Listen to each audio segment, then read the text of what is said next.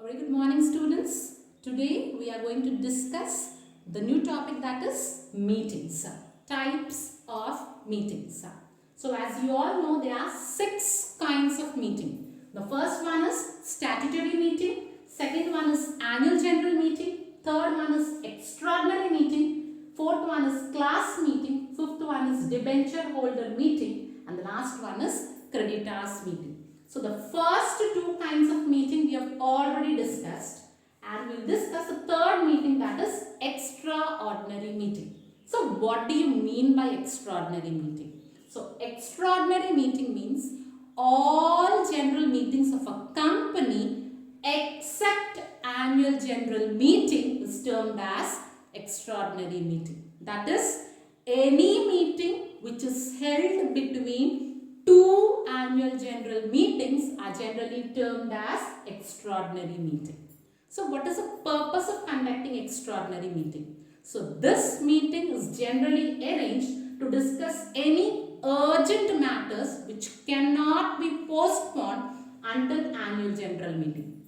That is, if there is any important matter to be discussed and you cannot wait for discussion in annual general meeting, then a meeting which is arranged for discussion of that urgent matters is generally termed as extraordinary meeting. So I am repeating it. Extraordinary meeting is any meeting which is held between 2 annual general meetings is termed as extraordinary meeting. And the next concept what you have to know is who can call upon extraordinary meeting or who can arrange extraordinary meeting. Generally, extraordinary meeting may be arranged by these 4 personnel. The first one is by directors alone. That is, if the directors of the company feel that they have to discuss any urgent matters, then the directors may call upon a meeting, and that is termed as extraordinary meeting. And the second one is by directors on requisition of shareholders. So, in a company, if shareholders who are holding 1/10 of the paid capital, they generally request the directors to arrange a meeting, then on the basis of request by the shareholders, the directors can arrange a meeting that is known as extraordinary meeting. And the third one is by shareholders alone. That is on requisition to directors. If the directors fail to arrange any meeting, then the shareholders by themselves can arrange a meeting, and that is also termed as extraordinary meeting. But one important point to note in this is any expenses which is incurred for arranging this extraordinary meeting by shareholders will be met by shareholders alone. Clear?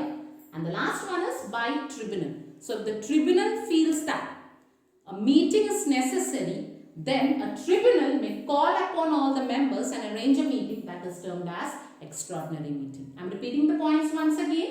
Extraordinary meeting may be called by directors alone if they feel necessary.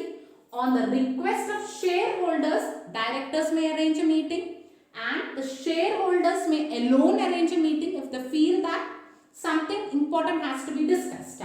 And the directors are not approving for a meeting, then the shareholders may arrange a meeting. And the last one is by tribunal. If any application is made to the tribunal, then the tribunal may pass a meeting, and that is also termed as extraordinary meeting. Clear? And coming to the next point under that is secretary's duties in extraordinary meeting. So what are the duties which secretary has to fulfill when an extraordinary meeting is generally being held? The first duty is the secretary has to assist the board of directors in giving a notice for meeting. So as we have discussed earlier, when a meeting is to be arranged, 21 days notice is to be given to the members. So the first duty of the secretary is to help the directors in preparing the notice for calling an extraordinary meeting. And the second duty is prepare agenda. That is what has to be discussed in the meeting. That agenda is to be prepared by the secretary. And the third one is prepare list of proxies. So as we have discussed earlier, proxy is a person who will attend the meeting instead of a member. That is, the representative of a member is generally termed as proxy. So So the third duty of secretary is to prepare the list of representatives who will attend the meeting now. And the fourth duty has to ascertain quorum. That is, here the secretary has to see that the required number of members are present in the meeting now.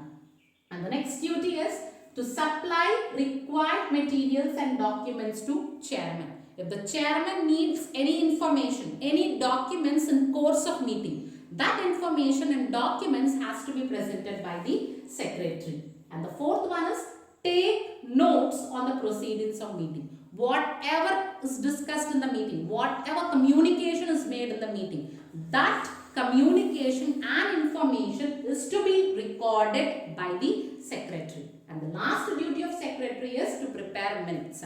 That is, whatever is being discussed in the meeting, that discussed matter should be prepared in the form of minutes by the secretary. This is all about extraordinary meeting.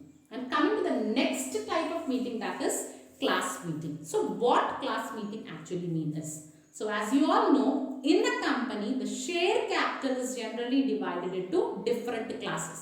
In the sense, the share capital is divided into equity shares, preference shares, fully paid equity shares, fully paid preference shares, or partly paid equity shares or partly paid preference shares, isn't it? So, what class meeting here means is, when any meeting is arranged with a specific class of shareholders, that is maybe partly paid preference shares. A meeting of partly paid preference shares is termed as class meeting, or a meeting of fully paid preference shares is termed as class meeting. So class meeting is a meeting which is held with a specific class of shareholders is termed as class meeting. Clear?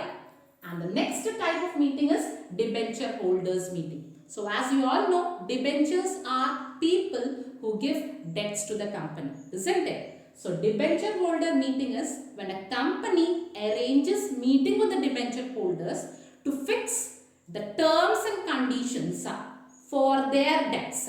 Then that meeting is generally termed as debenture holder meeting. So any meeting arranged by the company with the debenture holders to discuss terms and conditions is termed as debenture holder meeting. And the last kind of meeting is creditors meeting. So creditors meeting is when a company arranges meetings with the creditors to discuss compromises and arrangements. So if a company makes any compromises and arrangements with the creditors, and for that compromises and arrangements, if the company arranges any meeting with the creditors, that meeting is termed as creditors meeting. Okay, I hope the types of meeting is clear. Thank you.